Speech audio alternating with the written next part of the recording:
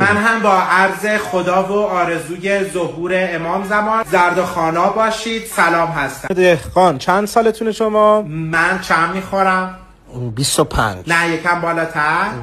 40 ساله. ای گمشون عملو 40 سالشه. مصاحبه کار خانم خواستگاری که نیست، درست جواب بدید. منم 28 سال و چند ماه. چند ماه؟ 72 ماه. شما انگیزتون از کار کردن چیه؟ رسیدن به اهداف والا، کسب استقلال در این جامعه زن ستیز، آفرین. بیکفایتی شوهرم و درباریانش و تحقق زیست. خیلی عالی. میتونید بیشتر راجع به اینا توضیح بدین؟ نه. چرا؟ پول. ببخشید انگیزم پوله، الکی اینا رو حفظ کرده. 5 سال دیگه خودتون رو کجا میبینید؟ با این شرایط سینه قبرستون. 2 تا شهر مورد علاقتون کجاست؟